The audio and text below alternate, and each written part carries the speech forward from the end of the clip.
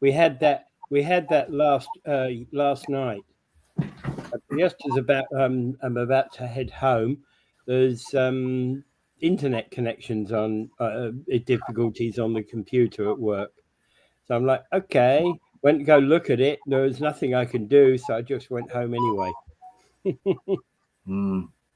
And there's a point whereby you can see that there's a problem, but you can't do anything to fix it because it's outside your control, right? Yeah. All right. Anyway, morning everybody. Morning, Mike. Hello, Mike. All right. So welcome everybody. It is October 30th, and we are live every weekday morning at 7 a.m.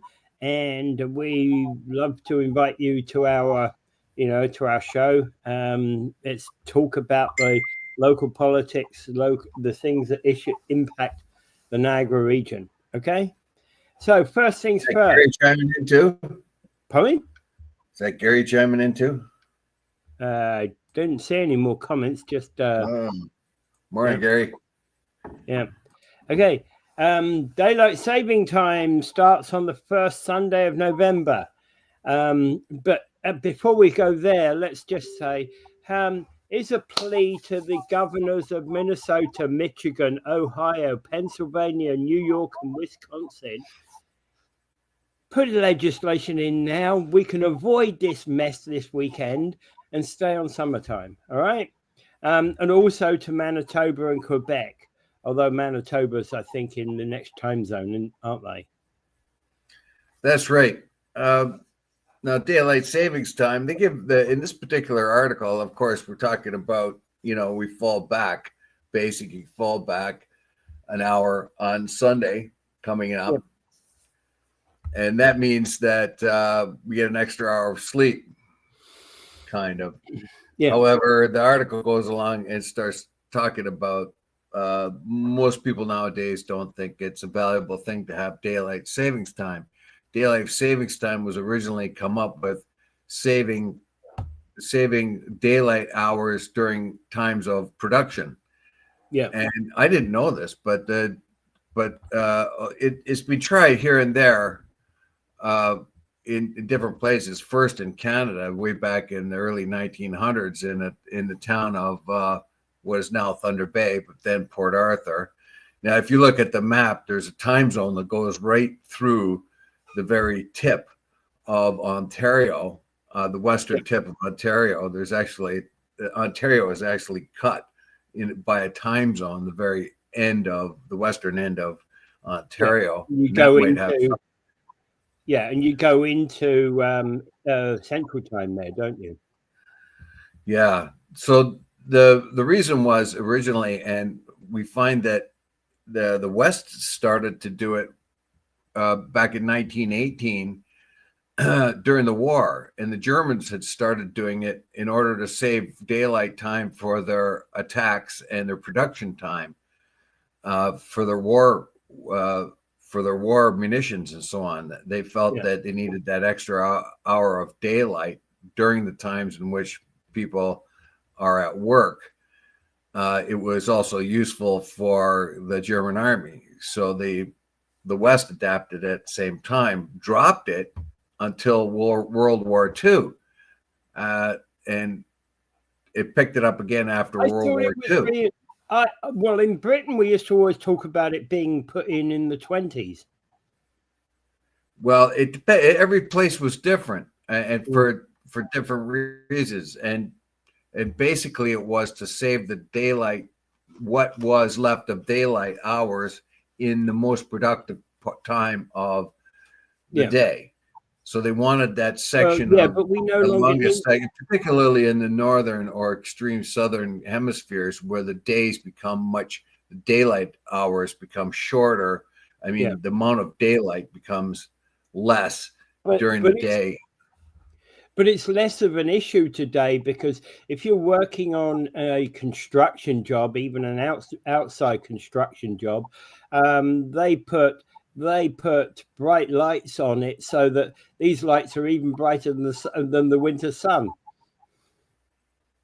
They can do that now, and there's a lot of other things that don't make the daylight savings time important. But back in the 70s, the mid to late 70s, the U.S. did a study to determine whether or not they should keep daylight savings time, and they found that the nation as a whole saved 1% of its total power usage by using daylight savings time. So 1% of the U.S. Power is an incredible amount of resources saved. So they made that study and said we recommend that for the fact that we saved this amount of power. But now we are 50 years later. Do we still need it? Farm communities like Saskatchewan, Alberta, and places like that are largely agricultural, it makes no difference to them one way or another. If they milk the cow at 5 a.m. or 4 a.m., it's still the same time for the cow. Yeah, exactly. So they're up milking the cow at whatever time they have to milk the cow. That's right. So that's and there is part of this article talks about we are one province that has already got a bill in place that will end daylight saving, end the madness. It's not we will end up on daylight savings time in summertime. Yeah, well, if we I don't know if we lose that, we might we're connected with our regional economic partners, which would be the closest U.S. states. Yeah, exactly. And Ontario. That's what those Minnesota, Michigan, Ohio, Pennsylvania, New York, Wisconsin, and of course Manitoba and Quebec. And basically Minnesota is on Central Time anyway, right? That's so right. That section of Western Ontario that is at the same time zone as Minnesota is already on a different time zone anyway. Yes, and plus, if we get rid of it, we won't get charged a tariff for the extra hour it's coming in spring. Yeah.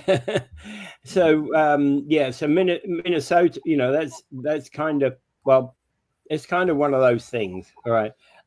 Personally, I wish we'd get rid of it. The time, farmers never needed it. It was a thing in industry, and today in industry, they've got so many lights and tents and things like that. Whether you're outdoor or indoor, the availability of light doesn't make any difference whatsoever. Yes, but it is a big expenditure for the extra power to provide that light. So that was the rationale behind the American study back in the 70s. Again, we're tending to use LED lights and halogen lights, which save so much energy anyway, that probably doesn't matter anymore. Yeah, so production, well, if you look at the old factories, they had huge windows, and most of the time, if they still use the old factories, they've bricked up those windows. But if you look at the old windows or even the old power plant down, you could see at one time they had enormous windows in them to provide for as much natural light as they could get. Well, they had huge windows in them, but they weren't at a level you could see out of. So you get lit in the factory, but you wouldn't be able to see out of there. But even there, on a cloudy day, that would make such a difference. You'd still have to turn the lights on anyway. Well, yeah, but the whole idea was to save as much power as possible, and you got a point there with the type of lights they used to have. They had only incandescent lights, and they were only so effective. Yeah. So nowadays fluorescent lights and now LED lights and halogen lights and all kinds of different lights. We have all kinds of light by which we can work. In our offices, in our offices, we got lights that look like those neon lights. The panels, the square panels on the wall look exactly the same as the old-fashioned neon lights, except they're LEDs. It's a whole flat panel that is LED light. And the chances are, well, they're guaranteed for like 25 years. Oh, there you go. Okay, so power consumption is less of a problem now. Yeah. So we can expect that sooner or later that daylight savings time will leave. They never did need it in the anywhere, probably in the southern United States, all the way through, because the amount of change in light availability is different. It was most useful for northern countries, of course, like Canada, northern communities, Europe, and those places. But the farther south you go, the less it's required, and we found the southern communities were doing the time change basically just to coordinate themselves with the richer northern countries. Well, in fact, if you go to Africa, nobody has time changes. Don't need it because they get 12 hours of light, basically. If you went to the islands right now, you get 12 hours of light exactly. Almost. Yeah, exactly. And that never changes.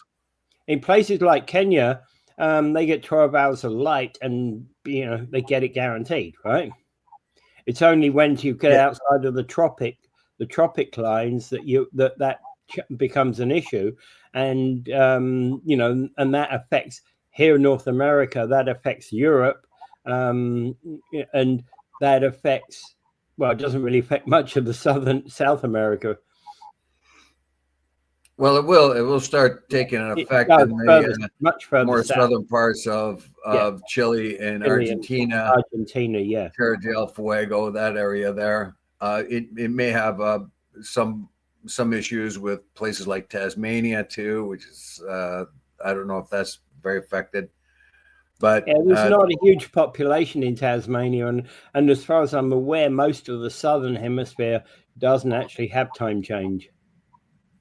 No, and if you go to the southern part of Africa, South Africa, it's probably not as much of an issue, although they would have variations in time. Yeah, they're outside the tropics, and but again, I don't believe they use daylight saving time anyway. It was purely a northern hemisphere thing. It's not as far south as required. Yeah. Anyway, so we should see the end of it soon, but right now we're stuck with it. Yep. All right. So clock's back on Sunday, on Saturday night. Okay. Okie doke. All right. Moving forward, federal tariff crackdown on GM and Stellantis. Plus, they're looking at potentially a new government deal on this area. Yes. Well, this whole thing about the production of Bright Drop, and there was a deal done between the government and both Stellantis and GM over this Bright Drop van, the electric van, and basically the government is taking both companies to task over this.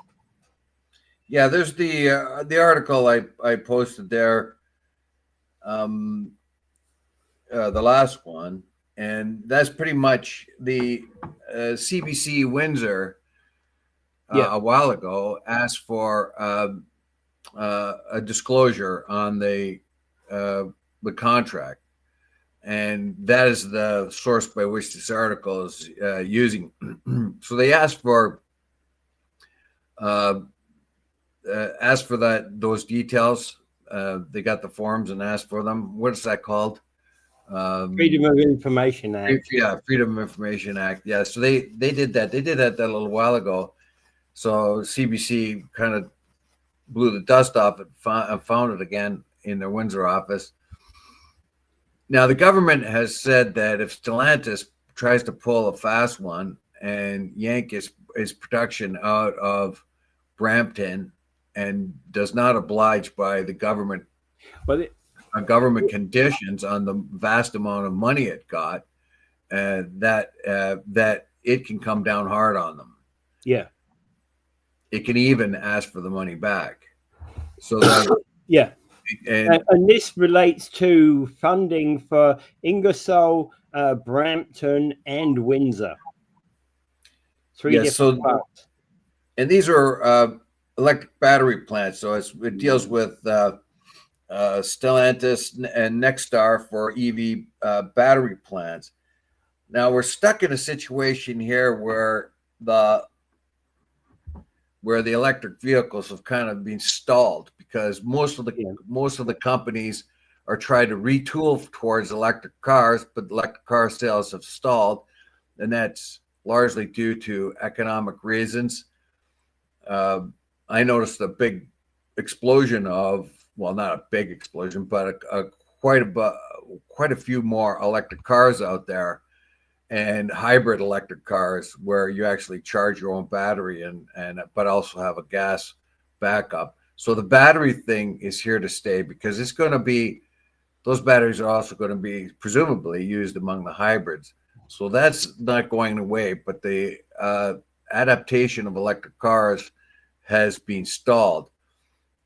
We might get a boost in it because Trump has kind of turned his back on electric cars, and in so doing frosted Elon Musk, which Elon gave him all kinds of money, and then Trump turned his back on renewables and electric cars and stuff like that. So that may be the true source of the agitation between Elon Musk and President Trump. That actually may be some of the issues that people like Stellantis and GM are facing, because they've gone out with some of these electric deals, been negotiating with people like Ontario and other places, and now, of course, Trump is not giving any support to electric vehicles.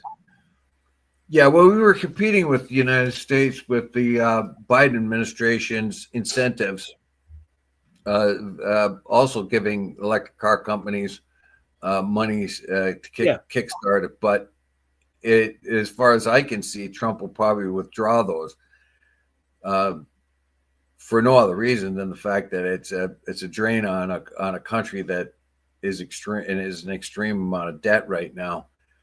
So we won't, and plus he doesn't really believe it. And until somebody comes and gives him more money than Elon does, he'll not be too favorable towards electric cars going forward, and the benefits and incentives for that. So we might get a boost there.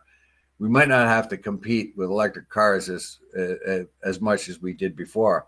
But our biggest concern, of course, is the government's made an enormous amount of investment, and that's the provincial government and the federal government.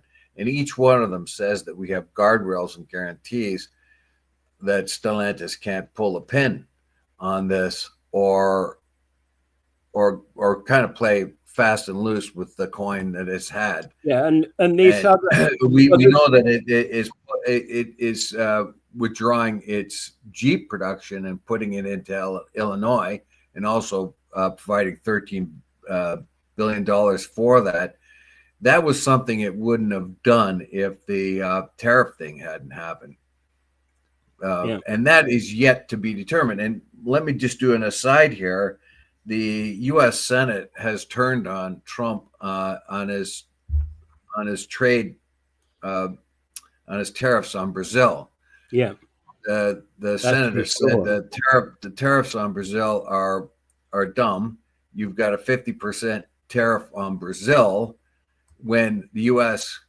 government or the U.S. economy has a huge surplus with Brazil, selling them much more than Brazil sells to the United States. So it didn't make sense. It was a purely political move because of his connections with Bolsonaro. The coming this week will also be the Senate looking at the trade with Canada. And if the tariffs are, they may insist that the tariffs on Canada be dropped.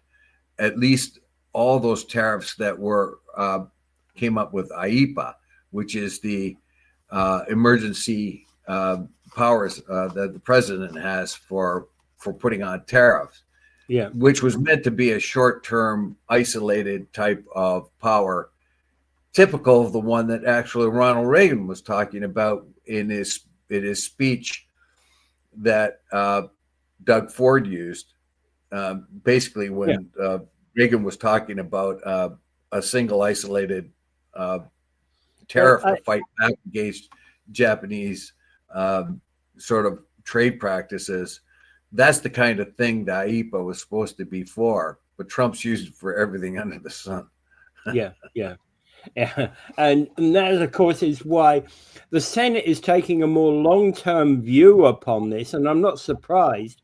Okay, so you can argue that Brazil does, tariffs against Brazil doesn't really affect us, but it does, because it means that what it means is basically the Senate and the president are not in sync anymore, and the Senate is taking a much more long-term view. And therefore, if we're looking at the Canadian tariffs, and it makes, there's a lot of business with Canada, there's a lot of business with Brazil, those tariffs don't make sense.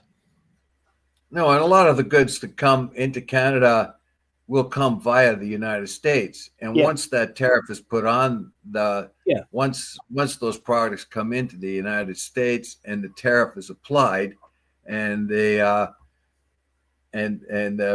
distributor pays that tariff, the American company, but then has to ship part of its stuff to Canada. That tariff is stuck on there, and we'll have to pay it. Even up here, we'll just have to pay an increased price for it, because it's too hard to divide. Okay, these coffee beans are going to Canada and these ones are staying in the States, so these ones don't get a tariff on them, but these ones do.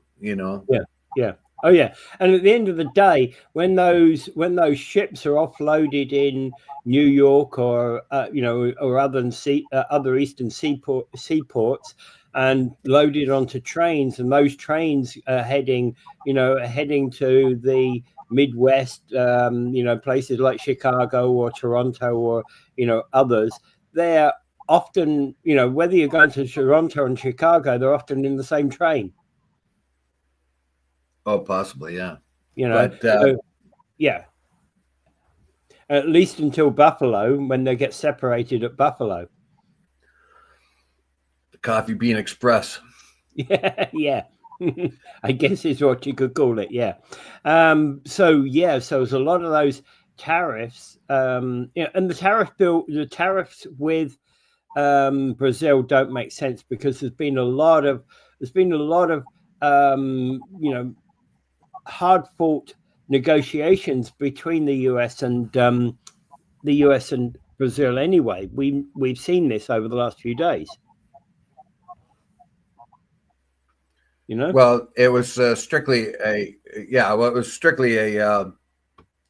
political decision, because Trump doesn't like that the Bolsonaro got thrown in the clinker for trying to abrogate the election.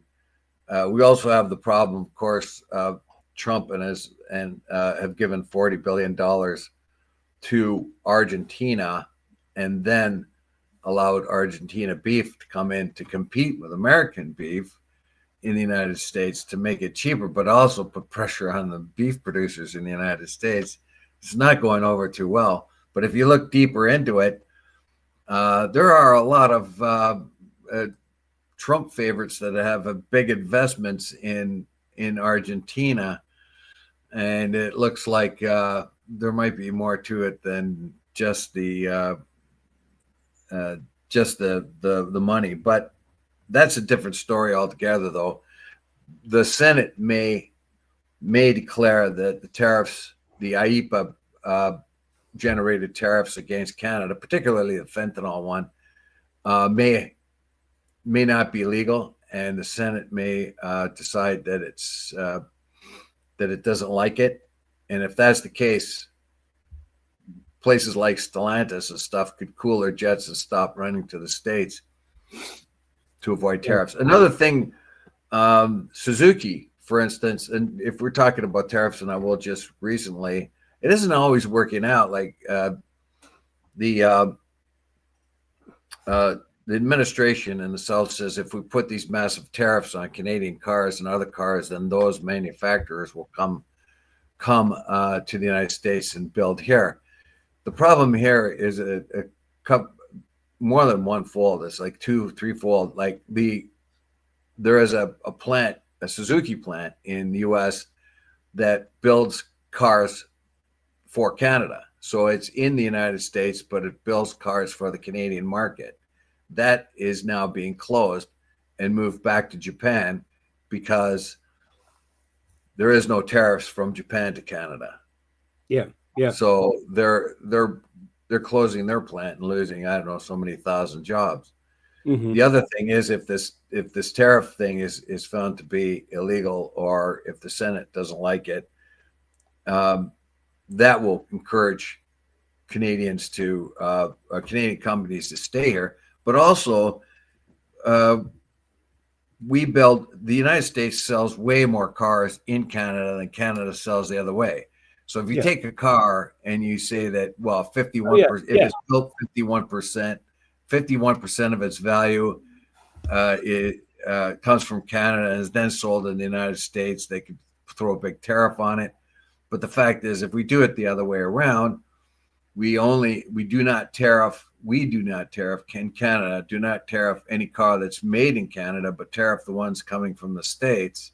Yeah. That slows down their production and the Canadian market for them and dries up.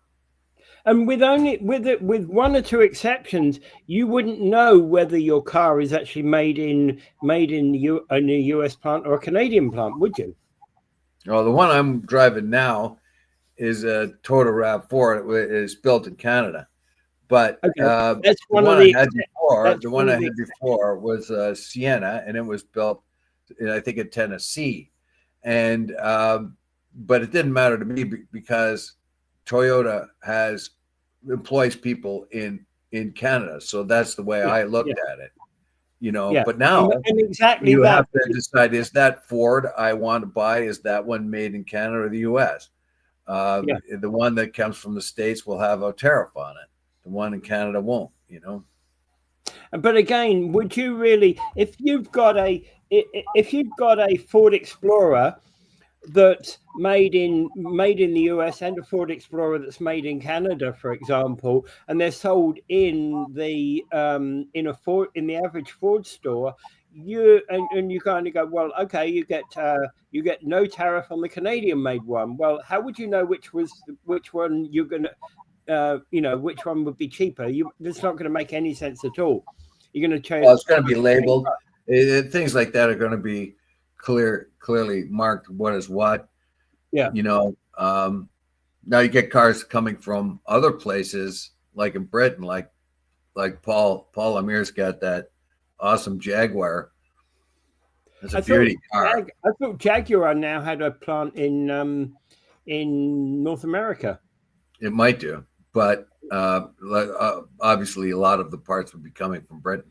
Oh, they have a special deal with the U.S. anyway, with certain amount of their cars come in tariff free, and then after that, or lower tariffs, and then after that, higher tariffs come.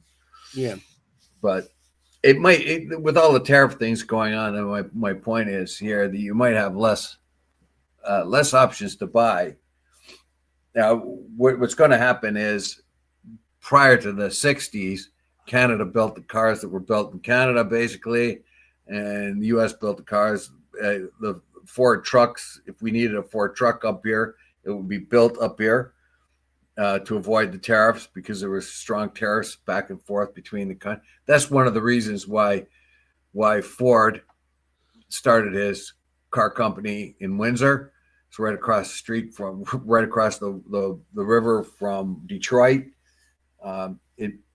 In order to build for the Canadian market, he had to build a factory here, and And same with the other companies. But then they got the auto free trade agreement, or the auto agreement, and that eventually was a basis by which the rest of the free trade stuff that Reagan envisioned.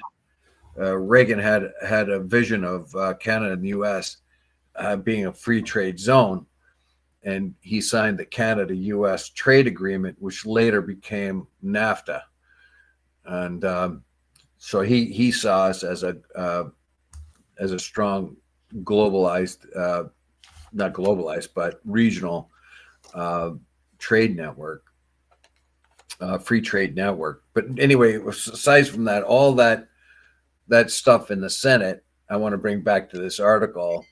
If that happens, if the Senate states that the tariffs are illegal and have to be removed, then Trump's we might get a bit of a break there. Yeah. I think Trump, you see, Trump didn't, Trump, I'm not saying he's a Dumbo, but Trump didn't think it through, I think. It came up with this bright spark of an idea and didn't think it through and didn't really understand what tariffs were. Well, he wanted to make a very quick power play, and at a time, so you can denounce Trump a lot, but one of the things he does understand is how countries more act like gangsters. But unfortunately, the biggest problem for the whole Western world is China, and it was largely American investment that went over there to China that made China rich and powerful. Yeah. And they took the jobs with them. It wasn't China that stole the jobs. It was American companies and American investors who took the jobs there. Yeah. And made massive amounts of money doing it. Yeah. And we gave our jobs away, basically. Yeah, we gave them away. They didn't take them. We gave them away, or at least our rich people did. So when we look at China and said they stole all our jobs and that's the biggest lie ever. Yeah. Our wonderful rich countrymen took our jobs away and sent them there. But now we're stuck in a situation where China is an extremely powerful situation. Well, in fact, and still China can make things a lot cheaper than we can. Well, yeah, certain things, and that's why we have to have trade protections, because Chinese are not playing by the rules. Albeit that the Chinese economy, the Chinese don't play by the rules, and and actually could provide, they could provide a car priced at $1 or $10,000 or $100,000. It's all dependent. They put the price up. They put the price out as to what impact they wish to have on the market, right? Yeah. Well, that all aside, if we can get them to play by the rules, and the biggest mistake that Trump has made is he has attacked everyone, friend and foe, at the same time. Yep. What he should have done is got the European nations and Canada and said, look, we're going to go after China. We want your cooperation. Instead, he decided to get a massive windfall. He needed a massive windfall in tariffs to make up for the tax cuts he's given to the wealthy. So the revenue the United States is bringing in is hugely low now because of these tax breaks given to the wealthy. And that's supposed to that's supposed to kickstart the economy and all that. But the problem is they need money to make up for those, and that's where the tariffs come in. So I think you're right when you say he didn't really think it out too much. But in Project 2025 and other sort of ideology, they had to make the deal. They had to move fast, and so a lot of thoughtlessness went into that. Anyway, aside from that, Stellantis is stuck. Apparently, now I'm not so sure that the guardrails that the province and the feds put up for Stellantis to avoid them from avoiding their commitments. The government says they're strong enough that would make sure that Stellantis plays fair, but I'm not so sure. Companies are usually a lot smarter than governments. Yeah, yeah. So I don't know if it's all legally binding. We'll find out. All right. Moving on. Niagara Falls Military Museum has been saved. Yes, it's got a little time. I'm pretty glad about that because when I was there and with Gary and Paul doing a little bit of tour there, I was pretty impressed by it. It's small, but it has an enormous amount of artifacts in there, and the building is used by the cadets and the local bands and so on. So it is a useful ground. There's an old howitzer. I think it's a howitzer out in front. Out the front, yes, something like that. I wouldn't know the exact model, not being a military person, but yes, it's an impressive gun. Yeah, it's an artillery piece, and it's a captured German piece that the Canadian Army captured. Yeah, and I guess they didn't know what to do with it, so somebody sent it to Niagara Falls. Well, they presumably they brought it back as part of the spoils of war, right? Yeah, and you can see that it had been under attack because there's shrapnel holes in it and so on. But in any case, it got a reprieve. So I'm pretty glad about that. But going forward, how can we substantiate the cost of the military museum? Yeah. And that, I think, is to put it into greater use for other things. There's the grounds there that you can use for other things. But where else do you put that stuff? Well, can you hold like meetings for it? So for organizations like Kiwanis or Toastmasters and that sort of thing, are the meeting rooms available in it? I had wondered that myself when I actually went into it and looked around, because there was what appeared to be spaces. However, it's not accessible. Okay, that's there's a problem. There's no elevators and things like that. So that's a problem. I grant that's a problem. Yeah. So if you're having your meetings there, you have to be able to get up and down stairs. Yeah. Okay, and that's certainly that would feature in some people's decision making as to whether they can be a member of a club or an association or whatever it is that they're interested in. Yeah, it's a particular problem for us and who are aging to go up and down stairs when I would prefer a lift when the massive muscles of my leg are counterbalanced by my Molson muscle. Well, I would prefer to use a lift rather than stairs these days in any commercial building. Yeah. But the irony, of course, is that as the law currently stands with commercial buildings, you don't have to have lifts in them.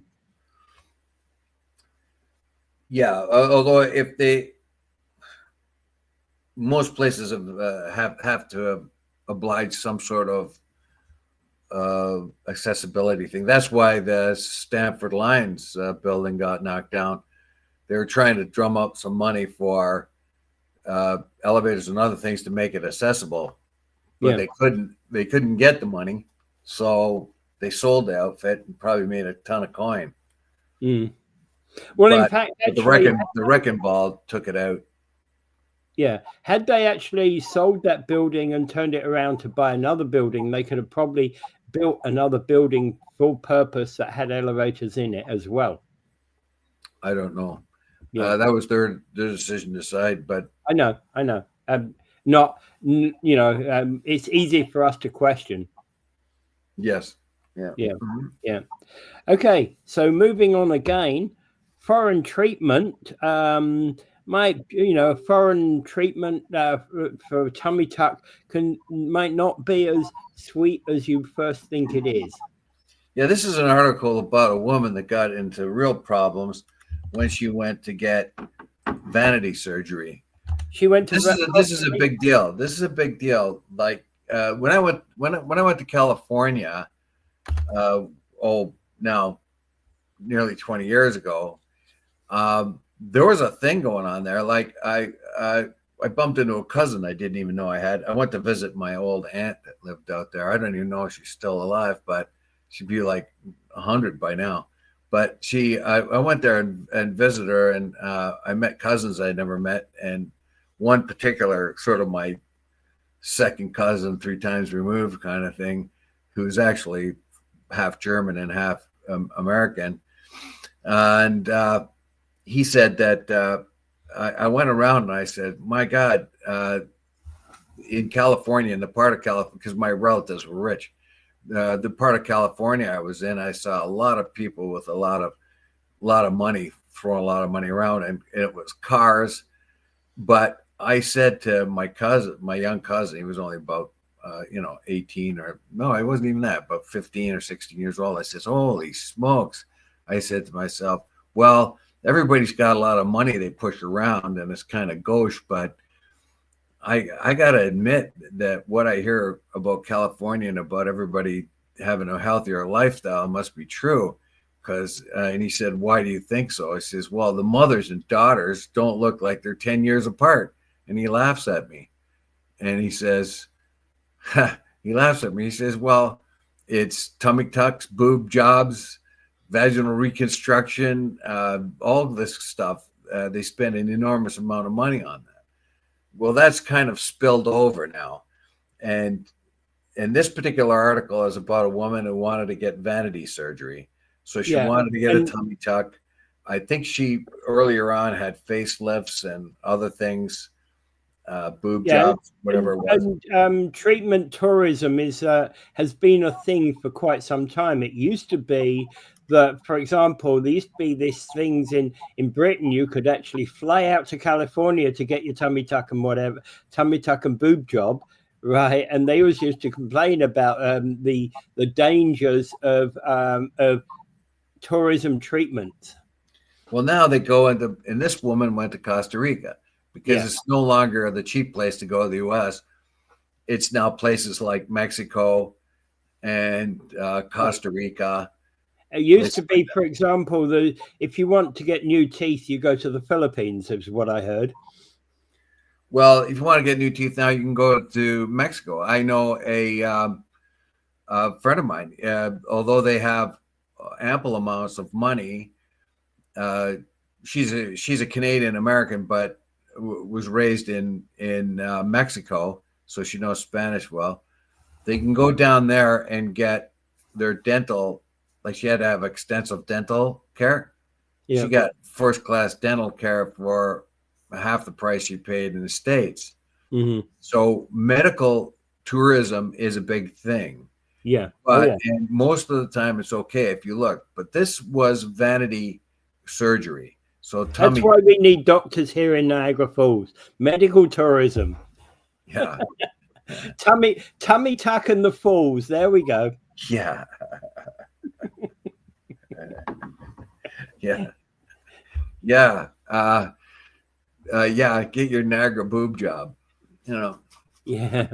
But apparently, so she developed sepsis, which is a life-threatening infection, and is now facing potential limb amputations. I didn't know that sepsis necessarily led to limb amputations, but hey, I'm not a medical person, so we don't know the condition of her health too. She might be diabetic too. You never know. Yeah. Well, that could have a massive impact upon things, and I believe that somewhere near 1 in 3 of the Canadian population is diabetic or pre-diabetic. Yeah. So so anyway, she got into a lot of trouble, and of course, once she got into trouble, she says, "Canada, Canada, save me, save me, save me, Canada, save me, Ontario." I didn't want to pay the big bucks in Ontario to have my tummy tuck. So I went to Costa Rica. They messed it up, and now I need to be saved. Save me, save me. Yeah. Bring me back to Ontario and do this. Now, we found this has been a problem with medical tourism, where people go get teeth done or other operations done, and it doesn't go well. and people flee back to Canada and expect the taxpayer of Ontario to pay to fix them. That is the problem. And we found this to be a big problem when they had, you remember the Zamboni procedure? For Zamboni's what they run on the ice, isn't it? That was a different Zamboni. Well, the Zamboni procedure was the veins in the back of the neck that drain from your head, from your brain. Okay. They found that MS patients had those crimped more, and the drainage from the brain was not as efficient in people with MS. And a fellow by the name of Zamboni found out an operation to widen your vein drain, basically, and that was supposed to relieve the symptoms of multiple MS. Right? Okay. Now, the guy who came up with it says it only works a little bit, and it deserves some look going forward. But what happened was a miracle cure, in other words. Yeah. What happened was all these people started demanding this Zamboni operation, and people with MS, a friend of mine, two friends of mine had it done. One had to go all the way to India to get it done. It only was mildly effective, and only for a short time. And another friend of mine managed to get the procedure in New York State. Same thing. It worked mildly for a short period of time. So, but what they did in places like Mexico, they put a stent in there to keep the veins open. And what happened was a few people that had that done then would come back to Ontario, and the stent would fail. And then the Ontario government, the Ontario taxpayer is left with the paying of the bill to repair that. And some of these stents broke off and caused heart attacks and things like that. So it was anyone who had these procedures done with the stent in it, and they come back to Ontario, now the Ontario taxpayer has got to pay to fix it. Yeah. And that's the problem with medical tourism. And this particular one, it's written as if we should have a whole lot of sympathy for this woman who went to get vanity surgery, and that we should help her out now that she's in a bad place. Is that who I think it is? Chris Simone is basically saying, great to see you two on YouTube today. Dave, I think the term is heavily muscled. Heavily muscled. Yeah. You're not big, you're heavily muscled. Yeah, my abdominal one-pack. This is your wrestling days coming back, you see, to assist you. That's right. Everyone else, other fit people have a six-pack. I've got a keg. Yeah, that's about it. Yeah, that's about it. So the vanity surgery, are we now responsible for people that do medical tourism for number one, and especially for people that go and get vanity surgery, where they could have had it done in Ontario? It would have cost them more, but at least the money would have stayed in Ontario. But now they've gone someplace, they found themselves in trouble. The medical procedure did not work, and now are we responsible for saving them? And again, in part, yes, because they're Ontario people, but I accept what you're saying. The question comes about the money, right? Should they? So yes, we save them, but should they then foot the bill? Well, they'll have to, but I think they will have to foot the bill. But this particular person had to pay huge amounts of money in Costa Rica to fight the problem there. So massive amounts of medical bills were paid by her there. Now she wants to come to Ontario, and if Ontario then charges her for getting vanity surgery, and we have to pick up the tab, she won't have the money to pay it anyway. But of course, morally, we are responsible to take her and make sure she's well again. But anyone that goes for vanity surgery and it goes south, or any other kind of medical tourism and it goes south, come back to Ontario and we'll do what we can to help you out. But then we'll have to foot the bill because the taxpayer should foot that bill. I think the bill should be reassigned, and I'm not saying you get the money back tomorrow, but that she should have to, she needs to be on a payment plan. And remember too that you don't have to go as far afield. If you want to get procedures done quicker, you can. If you've got the money, just go to the States. Just go over the border. You can get a lot of things done cheaper and faster just there. But in the same vein, if you do that and it doesn't work out, and you come back to Ontario, then you're going to have to foot the bill to fix whatever they wrecked. Yeah. And it's the bill to fix the problem that I think is the concern that many have here in Ontario. Yes. Yeah. Okay. So anything else on that? No, I just thought it was an interesting article because it's a trend, more and more of a trend. There is. The thing I witnessed in California is growing everywhere. More and more vanity surgery happening everywhere. Well, I have to say that I've thought about it for some tooth things that I want to get done. Well, I would suggest that you look to Mexico.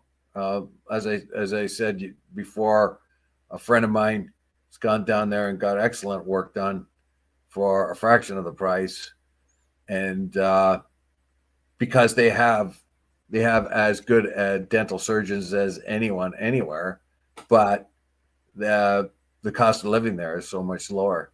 Yeah. All right, moving on. 10 additional beer stores are closing this weekend in Ontario. Now, these don't affect as far as I can tell, they don't affect anybody local here. They're in Toronto, Scarborough, Unionville, Burlington, Ottawa, Hamilton, Ridgetown, Sioux Lookout, Deep River, and Northbrook. Yeah, but there's one on Bridge Street that's closing up, isn't it? Not in this list. There should be. I think the Bridge Street one is going to be closing up. Oh, hang on. I don't know. I think that's the Bridge Street one's been closed up. And I thought the Bridge Street one was closed for a while, actually. Last time I looked there. Maybe it was in the first. Maybe it wasn't the first wave of closings. Yeah. Yeah, and I haven't seen that one. Honestly, well, it's been out of use for a long period of time. And I just happened to come past it because I was heading back from River Road. Yeah, it says here the article I'm reading says 6 more stores are closing this weekend, and among them the one on Bridge Street. Oh, so okay. the end of the line for 6 locations of beer store with more closures. So in addition to the ones that you were talking about, there's 6 more. Yeah, okay. It looks like I've got a different article than you may have an older one. Yeah, maybe I got an old, maybe I opened up an older one by mistake. Okay. All right. I don't know. I don't know if the closing of the beer store is going to save my Molson muscle or reduce the size of it. But my keg, but it is a sign of the future and is what is predicted, wasn't it? Yeah. Well, in fact, actually, a lot of beer stores, I don't mind. I don't have an objection to supermarkets having beer. I've got a big problem with some of these convenience stores that are paying teenagers minimum wage, and those teenagers are selling beer.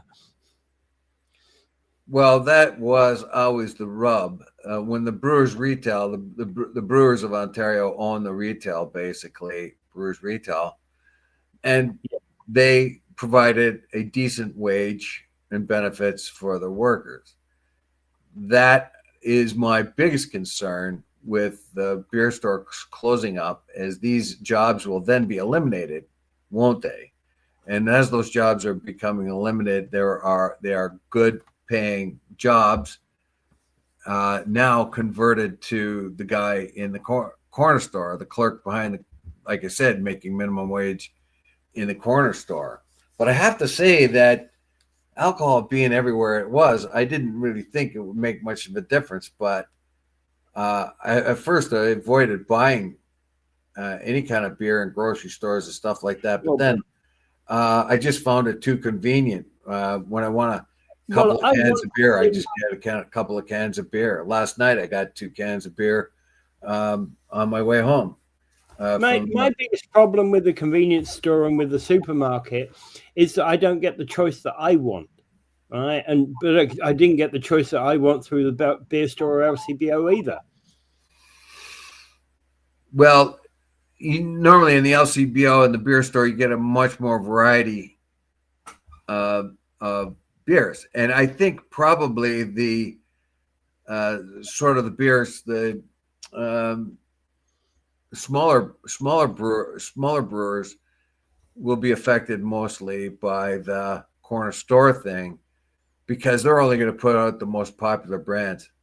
Yeah, the corner store's only got kind of 2 fridges to put the beer in, and a rack to put some wines on.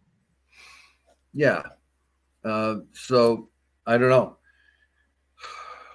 But the fact of the matter is that this was going to happen. The brewers' retails were going to start closing as more and more alcohol was being sold on the shelves in stores, corner stores, grocery stores, etc. It is more convenient for the customer. However, it is to have a specialty store that sells beer when you can get it anywhere else. I don't know. I don't know how the sales are. Are they more or less?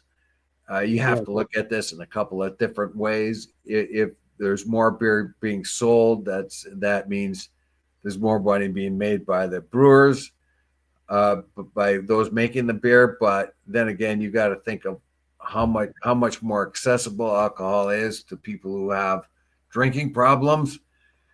That's another issue. I don't know if that factors in much, but the day of the beer store, that sort of iconic Canadian or Ontario store, the beer store, its days are numbered. Yeah. I think we will retain. What I would see is we'll retain one or two in each city, in each location, in each area. I don't know. I'm going to start a GoFundMe, Dave's Molson Muscle Retention Fund, and maybe we can get some money to keep a beer store open close to me. Dave's personal beer store. Dave Wheeler's Molson Muscle Retention Fund. I don't want to lose it. If my muscle goes away too fast, I'll fall backwards. I'm used to walking with this counterweight right here. If it's gone, I'll lose my balance and fall backwards. Yeah, I think you need stomach surgery, sir. Yeah, I won't be looking at anything into Costa Rica anytime soon. No, you just enjoy the sights of Costa Rica and not the the hospitals in Costa Rica. Yeah. Yeah, I was there last year. It was great. I know you were. I know you were. Was it last year? I thought it was the year before. Yeah. Yeah. So we're coming to the end. Yeah. And I gotta, as always, I gotta bring up Gaza. We found that the IDF has killed a bunch more people, hundreds of people. When J.D. Vance went there, they humiliated him in the Knesset, and he's got a smile when they say it. The U.S. has declared that the West Bank will not be ceded to Israel. They cannot annex it. But while they were in the Knesset, they had a vote to annex the West Bank right in front of him, and he had to put up with that. And later asked, "Hey, the U.S. policy says that Israel cannot annex the West Bank. What's that about?" And he had to say, "Oh, I think it was just symbolic. was kind of a symbolic religious thing. He was super embarrassed, and he had to come up with an excuse to cover Netanyahu, and yet they just shoved it in his face and said, you can't do anything about this. So that's who you're dealing with. In the meantime, they've killed 126 more people. What's happening is they're blaming Hamas for rogue and criminal elements that exist in the Gaza Strip. Hamas has had to fight criminal gangs and stuff like that to try to keep order. So they're not fighting the Israelis so much as fighting each other. And anytime one of these gangster groups or anything shoot on towards the Israelis blame Hamas for it. That happened in Rafah when Israeli troops came under fire, and the Israelis blamed Hamas, but Hamas had no presence in Rafah at all at the time. It was one of these criminal gangs, basically, or other Islamic organizations. So, but the IDF knows this, the Israeli government knows this, but they'll use it as an excuse to bomb the crap out of people. Yeah. I think Netanyahu has an express line to hell as soon as he snuffs it. There's going to be he's going to hang out with his buddy Satan, and when that happens, and it'll be really fast to get him there. So what that will be, he would be able to hang out with Satan, Idi Amin, Adolf Hitler, Stalin, and a few other of his buddies. Yeah. Yeah, Saddam Hussein. He could join up with his old buddy Saddam Hussein and meet his buddy Yahya Sinwar too. I'm telling you, there's no difference between these people. It's just that Israel has legitimacy because of its powerful Israeli lobby in the United States. Anyway, without further ado, I bid you adieu. And have a great day.